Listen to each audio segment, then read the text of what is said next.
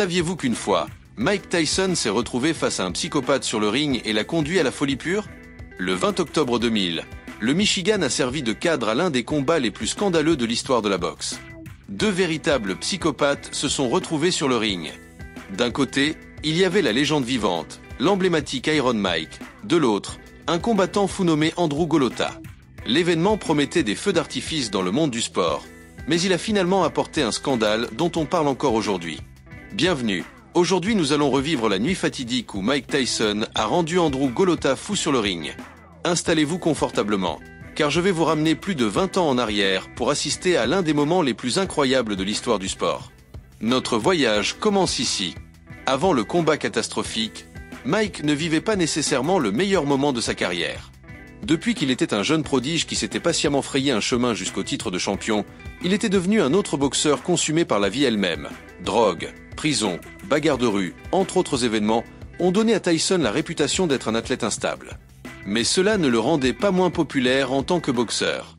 Malgré sa vie hors du ring, qui était un véritable tourbillon de malheur, les fans adoraient toujours voir la bête qui émanait sur le ring. Cependant, il y avait un autre boxeur qui pouvait facilement rivaliser avec Tyson en termes de folie. Son nom, vous le savez déjà, Andrew Golota.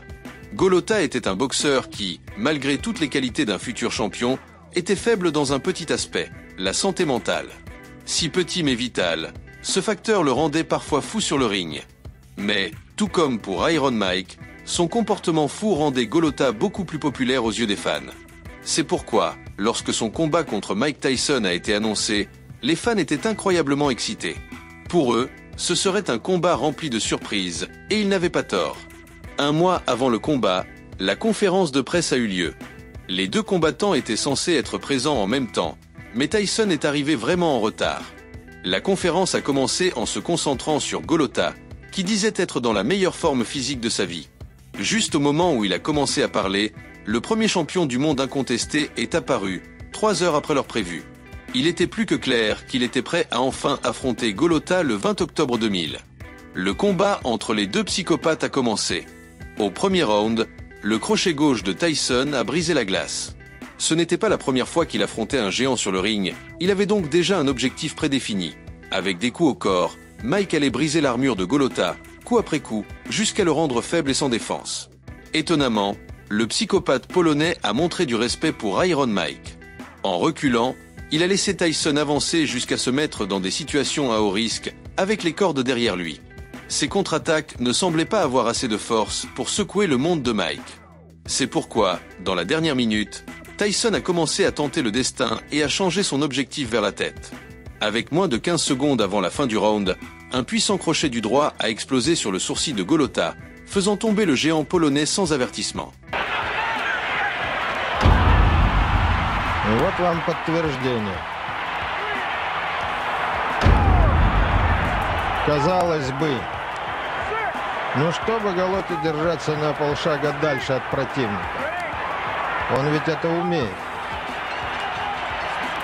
Golota s'est relevé après le compte de 3, mais il a fallu un compte de 8 pour qu'il se stabilise. Immédiatement, le visage d'Andrew a changé de la détermination à l'inquiétude. Il semblait obligé de continuer le combat, bien qu'il n'y ait personne d'autre autour de lui. Regardant avec peur en direction de Mike, il a entendu ce qui allait devenir son salut, le son de la cloche. И тут Голота говорит: останови бой.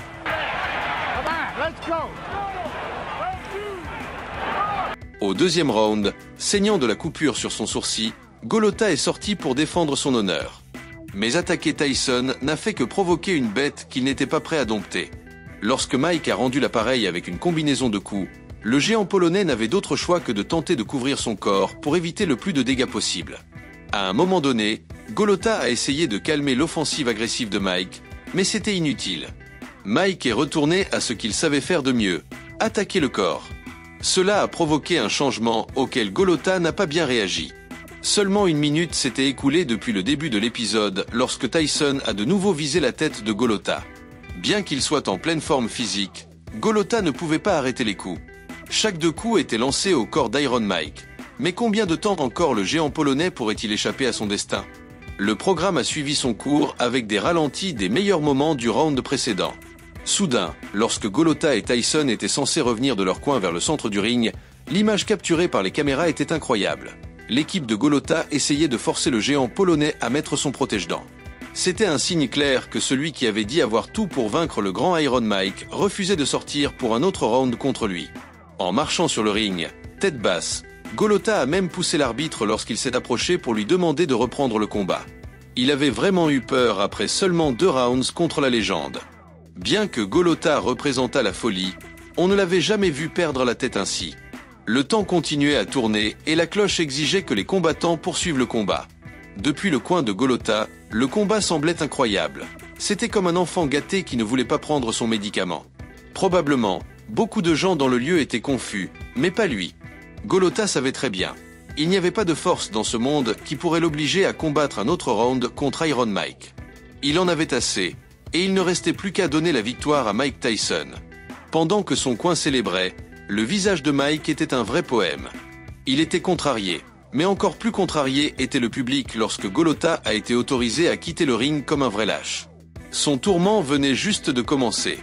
En lui lançant des ordures et des boissons alcoolisées, ils ont orné son corps sur le chemin du retour au vestiaire. Probablement, il ne l'a pas réalisé, mais il s'était marqué à vie en choisissant de ne pas perdre honorablement comme un vrai guerrier. Alors que l'on s'attendait à une nuit pleine de surprises, la dernière chose que quelqu'un pouvait imaginer était que le géant polonais échapperait au combat en faisant une véritable marche de la honte. Plus tard, il a été révélé que Golota avait un os fracturé à la tête qui aurait pu percer son cerveau si le combat avait continué. Selon son témoignage depuis le vestiaire, Tyson était euphorique, donnant des coups de tête tout le temps pendant le combat, mais il a mis en doute la performance de l'arbitre car il a affirmé que Mike n'avait même pas reçu un avertissement pour aucun des coups de tête. Après cette dure défaite, Golota n'est pas entré sur un ring de boxe professionnel pendant 3 ans. Bien qu'il ait gagné le combat, le résultat de cette rencontre n'a pas été entièrement positif pour Tyson. Mike a décidé de pousser sa folie à un autre niveau, ne se souciant pas de fumer de la marijuana avant de combattre, et cette fois, ce n'était pas une rumeur. Tyson a été examiné et a été testé positif à la marijuana. La commission ne pouvait pas rester inactive. Ainsi, le résultat du combat a dû être modifié. Maintenant, Mike Tyson n'était pas le gagnant par KO technique à la fin du 2e round. Il a été déclaré inapte à continuer. Quelle boîte de surprises cela a été, bien que ce résultat ait été décevant. Tous les rebondissements l'ont rendu mémorable dans l'esprit des fans. Si vous êtes arrivé jusqu'ici, je vous remercie.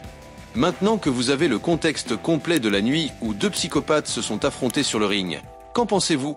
Je vous lis dans les commentaires.